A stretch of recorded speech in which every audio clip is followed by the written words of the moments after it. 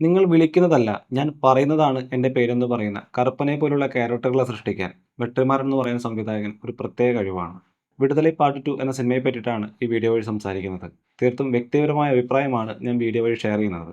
ഒരു നല്ല ഭക്ഷണം തയ്യാറാക്കാൻ അതിലേക്ക് വേണ്ട ഇൻഗ്രീഡിയൻസ് ആയ മസാലകളായാലും, ഇനി പ്രധാന ഇൻഗ്രീഡിയൻ്റ് ആയ ധാന്യങ്ങളോ അല്ലെങ്കിൽ വെജിറ്റബിൾസോ മീറ്റോ അങ്ങനെയുള്ള കാര്യങ്ങളാണെങ്കിലും, ഇല്ലെങ്കിൽ ഇതെല്ലാം ക്യാരി ചെയ്യുന്ന ഒരു പാത്രം, ഇനി അതിലേക്ക് വേണ്ട ഇന്ധനം, ഇതെല്ലാം കൃത്യമായ അളവിൽ ചേർക്കാൻ അറിയാവുന്ന ഒരു പാചകക്കാരൻ ഉണ്ടായാൽ മാത്രമാണ് നല്ലൊരു ഭക്ഷണം നമുക്ക് തയ്യാറായി കിട്ടുന്നത്.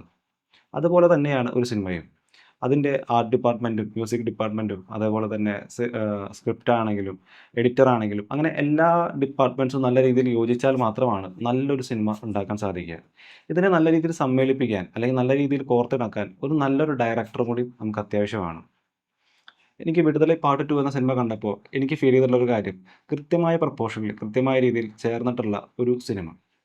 അതിൻ്റെ എല്ലാ ഡിപ്പാർട്ട്മെൻറ്റ്സും നല്ല രീതിയിൽ നമ്മളോട് നീതി പുലർത്തി എന്ന് തോന്നുന്ന ഒരു സിനിമയാണ് 'വിടുതലൈ പാർട്ട് 2'. ഇനി നേരത്തെ പറഞ്ഞ പോലെ ഭക്ഷണം തയ്യാറാക്കിയാൽ രുചികരമായാൽ മാത്രം പോരാ. അത് ആരോഗ്യപ്രദം കൂടി ആവണം. അതുപോലെ തന്നെ ഒരു നല്ല സിനിമ ഉണ്ടാക്കി കഴിഞ്ഞാൽ അതൊരു എന്റർടൈനർ മാത്രമായാൽ പോരാ. അത് നമുക്കൊരു മാനസികമായിട്ട് ഒരു ചിന്ത, അല്ലെങ്കിൽ മാനസികമായൊരു ആരോഗ്യം തരാൻ പറ്റുന്ന രീതിയിലാണ് ആ സിനിമ വന്നിട്ടുള്ളതെങ്കിൽ അതൊരു സ്പെഷ്യൽ സിനിമയായിട്ടാണ് ഞാൻ കൺസിഡർ ചെയ്യാറുള്ളത്. വെട്രിമാരൻ്റെ ഈ സിനിമ 'വിടുതലൈ പാർട്ട് 2' എന്ന സിനിമ ഞാൻ അത്തരം കാറ്റഗറിയിൽ പെടുത്തുന്ന ഒരു സിനിമ കൂടിയാണ്.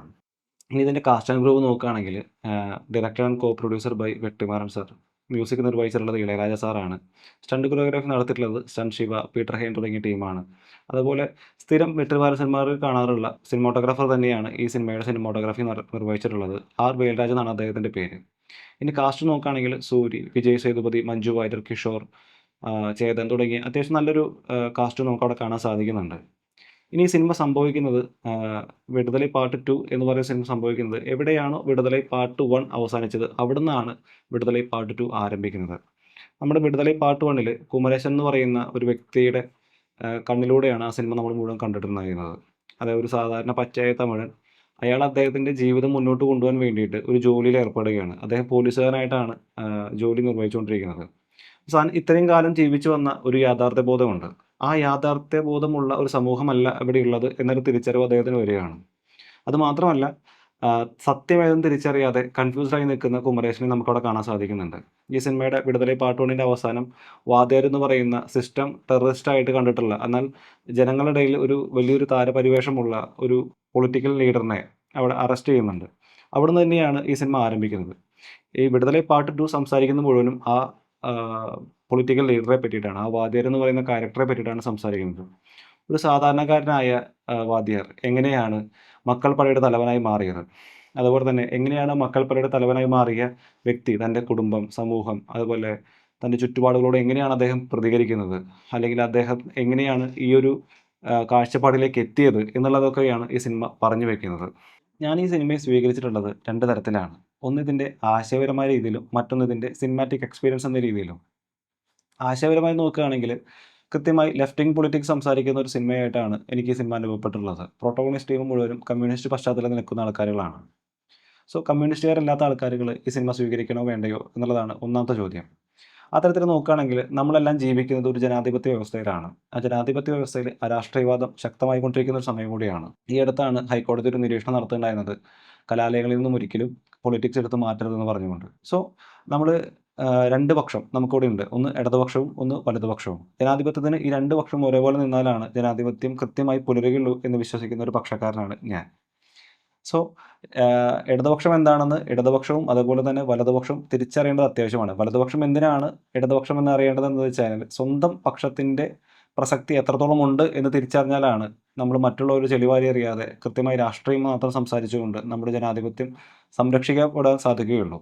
അതുമാത്രമല്ല 2 പക്ഷത്തും കുടുംബവാഴ്ചയോ വ്യക്തിപ്രഭാവമല്ല നമുക്ക് ആവശ്യം. അവിടെ ഏറ്റവും കൂടുതൽ ആവശ്യമുള്ളത് ജനങ്ങൾ നിയന്ത്രിക്കുന്ന ഒരു സംവിധാനമാണ്. സോ അതിനൊക്കെ ആശയം എന്ന് പറയുന്നതിന് കാതലായി നിൽക്കുന്ന ഒരു കാര്യമാണ്. എവിടെയാണ് ആശയം ഇല്ലാതെയായി പോകുന്നത് അവിടെയാണ് ഇത്തരത്തിലുള്ള ഹീനമായ ചില പ്രവർത്തികൾ സംഭവിച്ചുകൊണ്ടിരിക്കുന്നത്. സോ വെട്രിമാരൻ സിനിമ എടുത്തു വച്ചിട്ടുള്ളത് ഇടതുപക്ഷ രാഷ്ട്രീയത്തിന് വേണ്ടിയിട്ടാണ്, ഇടതുപക്ഷ രാഷ്ട്രീയം പ്രചരിപ്പിക്കുന്നതിന് വേണ്ടിയിട്ടാണ് എന്നെനിക്ക് തോന്നിയിട്ടുണ്ടായിരുന്നു. ഈ ഇടതുപക്ഷ രാഷ്ട്രീയം എന്താണ് കമ്മ്യൂണിസമെന്നും എന്താണ് അവർ സംസാരിക്കുന്ന വിഷയമെന്നും ആരോടാണ് അവർ വർഗ്ഗസമരം നടത്തിക്കൊണ്ടിരിക്കുന്നതെന്നും കൃത്യമായി സംസാരിക്കുന്നുണ്ട്. എങ്ങനെയാണ് ഒരു കമ്മ്യൂണിസ്റ്റുകാരൻ ഉൾത്തിരിഞ്ഞു വരുന്നത് എന്നാണ് ഈ വാദ്യാരിൽ നിന്ന് മക്കൾ പടയുടെ തലവനായി വരുന്ന വിജയ് സേതുപതിയുടെ ക്യാരക്ടർ സംസാരിച്ചുകൊണ്ടിരിക്കുന്നത്. സോ ആ രീതിയിലൊക്കെ നോക്കുകയാണെങ്കിൽ കൃത്യമായൊരു രാഷ്ട്രീയ അവബോധം ഉണ്ടാക്കിയെടുക്കാൻ ഈ സിനിമ നമ്മളെ സഹായിക്കുന്നുണ്ട്. സോ അതുകൊണ്ട് തന്നെ എല്ലാവരും ഈ സിനിമ കാണണം എന്ന അഭിപ്രായക്കാരനും കൂടിയാണ് ഞാൻ. ഇനി ഈ സിനിമയുടെ സിനിമാറ്റിക് എക്സ്പീരിയൻസ് നോക്കുകയാണെങ്കിൽ ഇതിലെ ആക്ഷൻ രംഗങ്ങളൊക്കെ എടുത്തു വെച്ചിട്ടുള്ള ഒരു രീതിയുണ്ട്. വളരെയധികം ഒരു തിയേറ്റർ എക്സ്പീരിയൻസ് ഡിമാൻഡ് ചെയ്യുന്ന രീതിയിൽ തന്നെയാണ് അവർ ആ രംഗങ്ങൾ എടുത്തു വെച്ചിട്ടുള്ളത്. അതിനെ സപ്പോർട്ട് ചെയ്യുന്ന രീതിയിലാണ് ഇതിൻ്റെ മ്യൂസിക്കും കാര്യങ്ങളൊക്കെ വന്നിട്ടുള്ളത്. ഇതിൽ ലാസ്റ്റ് വരുന്ന കുറേ വെടിവെപ്പ് രംഗങ്ങളും കാര്യങ്ങളൊക്കെ ഉണ്ട്. ഒരു പക്ക ഒരു ഒഴുക്കിനോട് ചേർന്ന് തന്നെ അല്ലെങ്കിൽ ആ സിനിമയുടെ ഒരു ഒഴുക്കിനോട് ചേർന്ന് നിന്നുകൊണ്ട് നല്ലൊരു എക്സ്പീരിയൻസ് നമുക്ക് തരാൻ ആ രംഗങ്ങൾക്കൊക്കെ സാധിച്ചിട്ടുണ്ട്. മാത്രമല്ല ഇതിൽ ഏറ്റവും ഹൈലൈറ്റഡ് ആയിട്ട് എനിക്ക് ഫീൽ ചെയ്തിട്ടുള്ളത് ആക്ഷൻ രംഗങ്ങളേക്കാൾ കൂടുതൽ ഇതിലെ ആക്ടിംഗ് വൈസ് ആണ്. ഓരോ അഭിനേതാക്കളും ഇതിൽ വന്നു പോയിട്ടുള്ള ഓരോ അഭിനേതാക്കളും അവർ കൊടുത്തുള്ള റോളുകളൊക്കെ വളരെ ഭംഗിയായിട്ട് തന്നെ നിർവഹിച്ചു വെച്ച് പോയിട്ടുണ്ട്. എനിക്ക് എടുത്തു പറയണമെന്ന് തോന്നിയിട്ടുള്ളത് വിജയ് സേതുപതി എന്ന് പറയുന്ന ആ വ്യക്തിയുടെ അഭിനയം തന്നെയാണ്. കാരണം ഇന്ന് ഇന്ത്യൻ സിനിമയിൽ ഒരു കോളിളക്കം സൃഷ്ടിക്കാൻ അല്ലെങ്കിൽ ഇന്ത്യൻ സിനിമയിൽ ഒരു മാർക്കറ്റ് വാല്യൂ ഉള്ള ഒരു നടനായിട്ടാണ് വിജയ് സേതുപതി വന്നുകൊണ്ടിരിക്കുന്നത്. സോ അദ്ദേഹത്തിൻ്റെ ഒരു അഭിനയത്തിൻ്റെ ഒരു ഇതിലേക്ക് നോക്കുമ്പോൾ ഓരോ രംഗങ്ങളിലും ഇപ്പോൾ വെട്രിമാരൻ എന്ന് പറയുന്ന ആൾ നമുക്കറിയാം അദ്ദേഹത്തിൻ്റെ ഒരു ക്രാഫ്റ്റിൻ്റെ ഒരു ശൈലി എത്രത്തോളം ഉണ്ടെന്ന് നമുക്കറിയാം. ഓരോ ഫ്രെയിമിലും വിജയ് സേതുപതിനെ കൊണ്ടുവരുന്ന സമയത്തൊക്കെ എന്താണ് വെട്രിമാരൻ ആഗ്രഹിച്ചിട്ടുള്ളത് അല്ലെങ്കിൽ വെട്രിമാരൻ എന്താണ് ഉദ്ദേശിച്ചിട്ടുള്ളത് നമുക്ക് കൃത്യമായി മനസ്സിലാക്കാൻ സാധിക്കുന്നുണ്ട്. കാരണം സാധാരണക്കാരിൽ സാധാരണക്കാരനായ സിസ്റ്റത്തിൽ വിശ്വസിച്ചിരുന്ന ഒരു പഞ്ചപാവമായിരുന്ന ഒരു വാദ്യാർ ഒരു വളരെ ലൗഡായിട്ടുള്ള ഒരു എക്സ്ട്രീം റെവല്യൂഷനിസ്റ്റ് ആയിട്ട് മാറുന്ന രീതിയിൽ വിജയ് സേതുപതി അവതരിപ്പിക്കുമ്പോൾ ഓരോ ഫ്രെയിമിലും അദ്ദേഹത്തിൻ്റെ മാറ്റം നമുക്കത് എവിഡൻ്റ് ആയിട്ട് കാണാൻ സാധിക്കുന്നുണ്ട്. സോ അത്തരത്തിൽ ഭംഗിയായിട്ട് തന്നെയാണ് വിജയ് സേതുപതി തൻ്റെ റോള് അതിൽ കാഴ്ചവെച്ചിട്ടുള്ളത്. അപ്പോൾ ഒരു തിയേറ്റർ എക്സ്പീരിയൻസ് അല്ലെങ്കിൽ സിനിമാറ്റിക് എക്സ്പീരിയൻസ് നോക്കുകയാണെങ്കിൽ നിങ്ങൾക്ക് വിശ്വസിച്ച് ടിക്കറ്റ് എടുക്കാം എന്ന് പറയാവുന്ന രീതിയിൽ തന്നെയാണ് ഈ സിനിമ ഒരുക്കി വെച്ചിട്ടുള്ളത്. സോ ഈ സിനിമ നിങ്ങൾ തിയേറ്ററിൽ കണ്ടിട്ട ഒരാളാണെങ്കിൽ നിങ്ങളുടെ അഭിപ്രായങ്ങൾ താഴെ അറിയിക്കുക. നിങ്ങളുടെ വിമർശനങ്ങളും അല്ലെങ്കിൽ നിങ്ങളുടെ വാല്യുബിൾ ആയിട്ടുള്ള അഭിപ്രായങ്ങളൊക്കെ താഴെ അറിയിക്കുമെന്ന പ്രതീക്ഷയോടുകൂടി നിർത്തുന്നു. നമസ്കാരം.